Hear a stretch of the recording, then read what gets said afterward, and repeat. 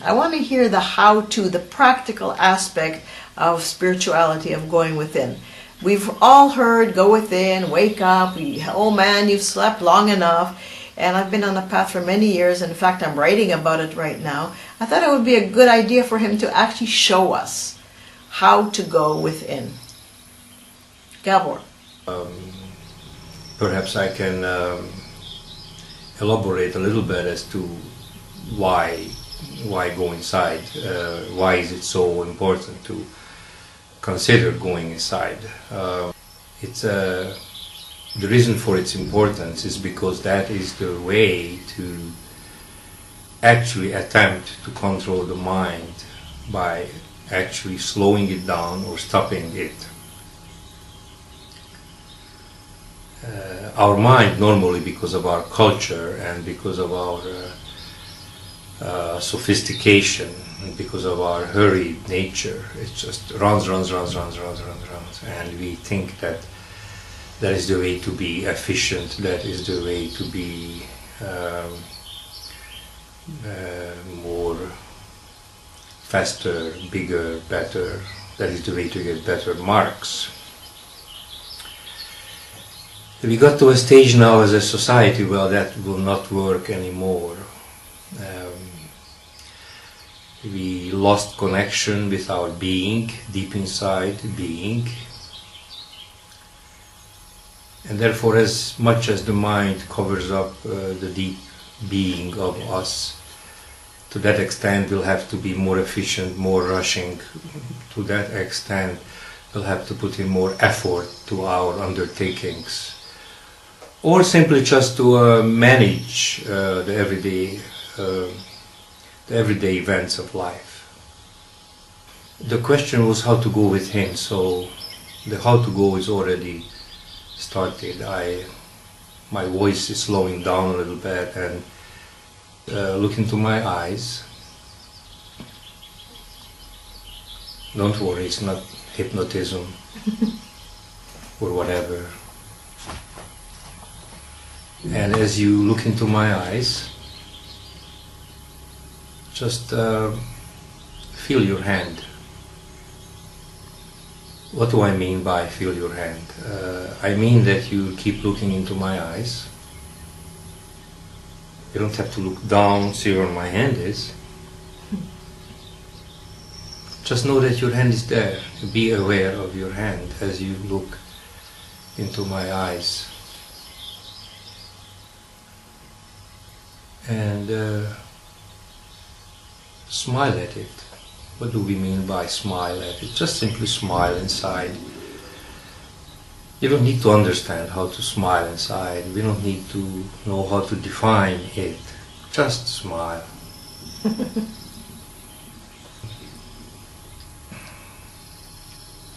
Let's pick another body part. Let's see your knees. Be aware that your knees are there, even though you're looking into my eyes.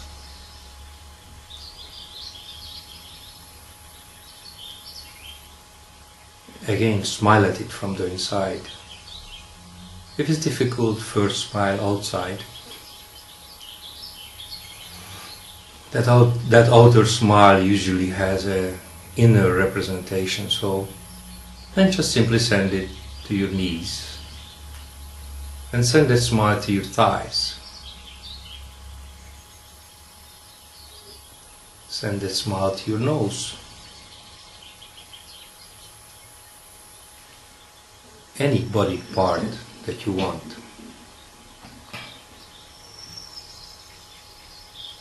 I don't want to make a system out of this.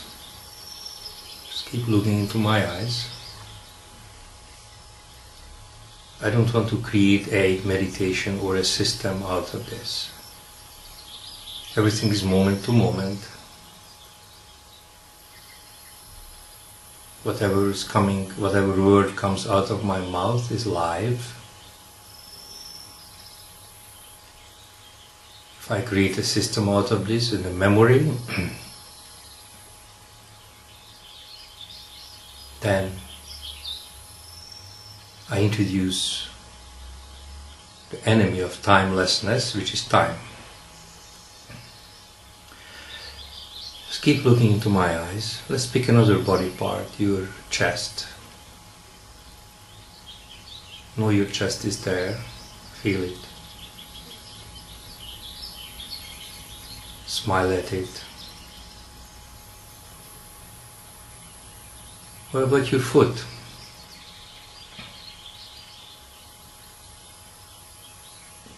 You know your foot is there even though you're not looking at it.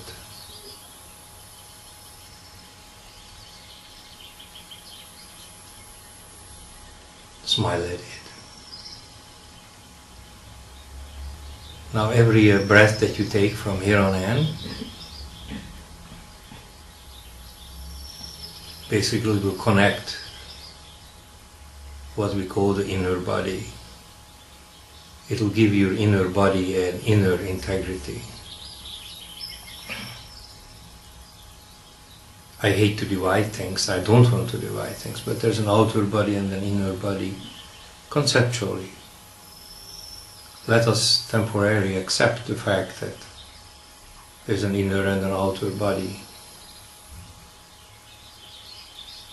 Your outer body has proportions.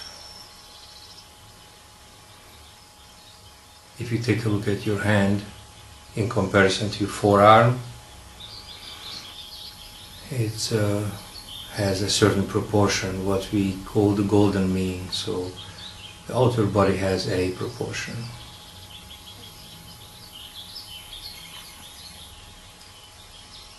What am I saying with that? I'm saying that nature provided us with some proportions, and when our mind is running, our inner body is in conflict. We're not in integrity with our outer. By slowing down, not externally but internally, the inner body will be in integrity with the outer. When the inner and the outer is in integrity, you have the possibility that your being will recognize itself.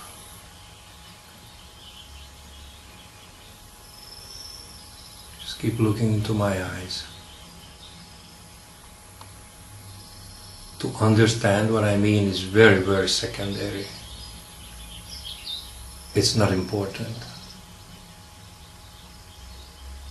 I'm telling you true facts about your inner and outer body. If you need more information about that, you can look that up, or you can be watching for videos that we're going to be putting out on that subject in the future.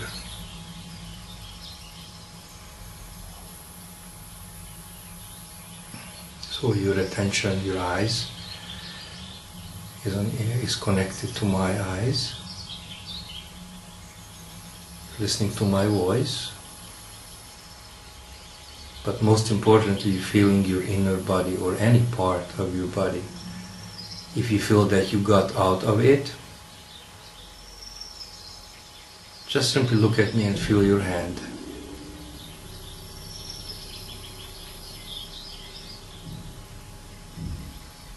If you're no longer with us because it's too boring, I understand. That means that you are not ready for this kind of simplicity.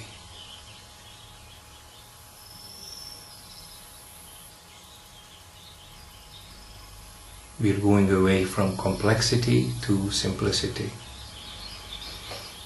Now, just because you're not ready at this moment for simplicity, it does not mean that you're not going to be ready tomorrow morning or 5 minutes from now. So just be with me, be with us.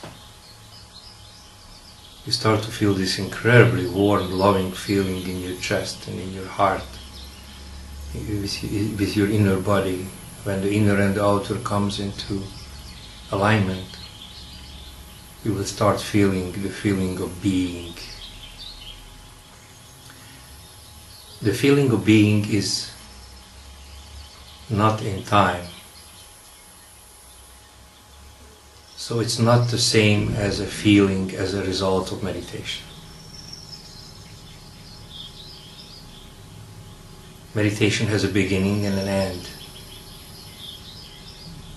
I'm trying not to structure this at all, so that you would not mistake this for some sort of meditation. Am I against meditation? No. What I'm against is bringing in time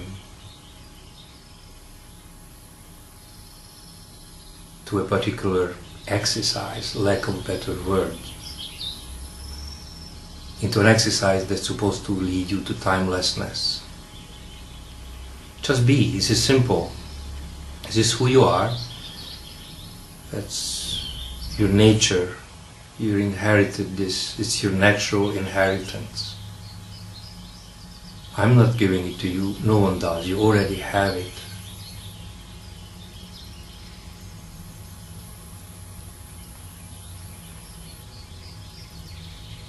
The more time we spend in timelessness, you may have noticed the paradox here, the more chance your being has to actually recognize itself. Once that happens, you no longer need any teacher, myself or anybody. It's that simple. As long as you are willing to turn within, pay attention to your inner body, pay attention to inside, you have the possibility of that door is opening, what Jesus talks about.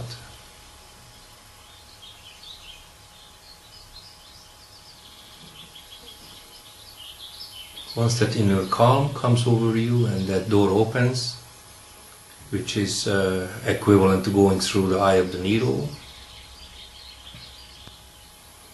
what do you have to do to maintain it? Are you listening? Are you listening? Are you sure you're listening? Nothing. In the timeless dimension, not doing is how you get your so-called results. In the dimension in time, the rules are totally different. They're not even similar. So we cannot use rules that we have learned in the third dimension, where time is of the essence. Time is a common denominator. We cannot use that in the timelessness. You are a timeless being.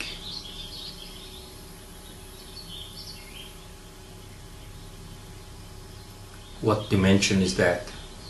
It isn't timeless. You just are.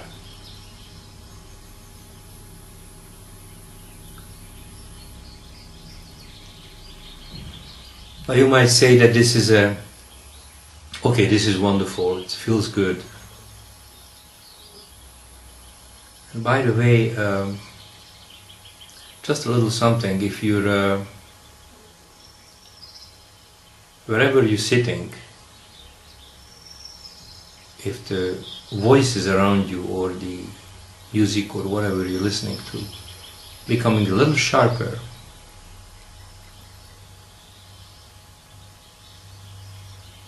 if what you hear becomes a little sharper, that means that your mind either slowed down or stopped.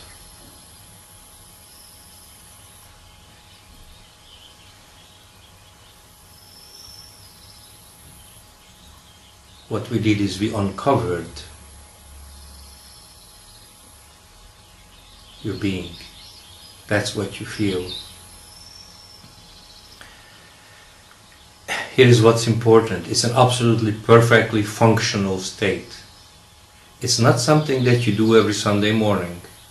It's not something to do twice a day as a meditation practice. It's a perfectly functional state. Because the mind might say, yeah, this is okay, this is nice and calm, but I gotta get to work, I gotta make money, I got to pick up the kids. And the mind assumes that the only way to pick up the kids, and the only way to cook, and the only way to do life is to rush, rush, rush, because after all, that's what we're used to. You can't possibly imagine, or the mind cannot possibly imagine, functioning from this perspective.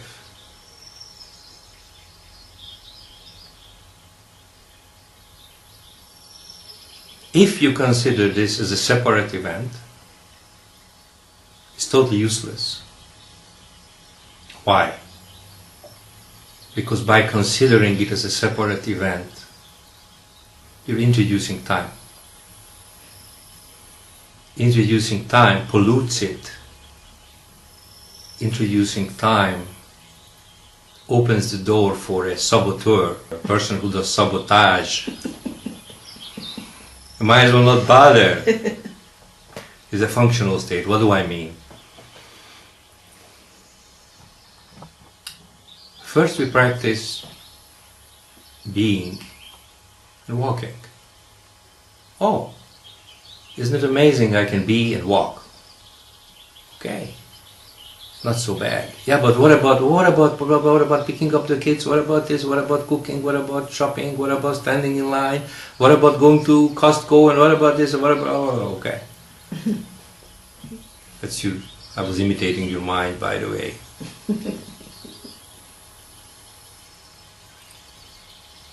The point is that any function, including sex, should be done from this perspective. It's a clean perspective. Anything you do it without a reference point. It's clean looking, clean hearing, clean feeling, like a kid. Yeah, but what do you mean a kid? A kid doesn't know how to do this and doesn't know how to do that. That's true. From this perspective, you can pull in all the narratives that you learned in your adult life. You start out by no reference point, clean looking, clean questioning, clean doing. If you need a narrative or a skill that you have learned, if you need a narrative, then you can just pull it in. But the narratives that you learned are not going to control your life or get you confused.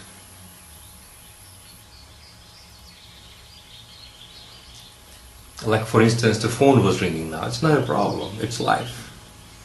We're not doing it as a meditation practice. We're not doing it as a separate event. Life happens.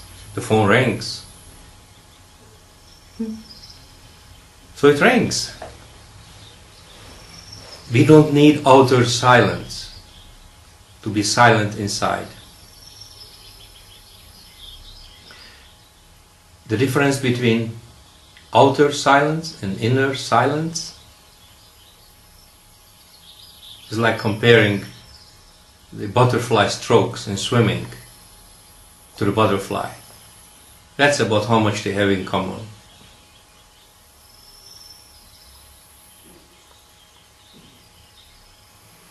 So this was just a small taste as to who you are. I'm not teaching you anything.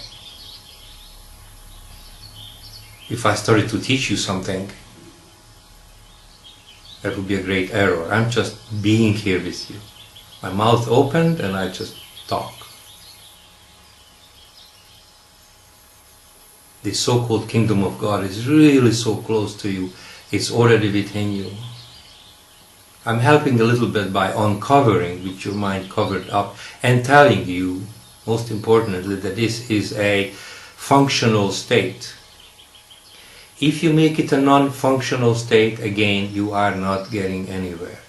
Unless you're looking inside, unless you learn how to pay attention to inside, your spiritual life has not started yet.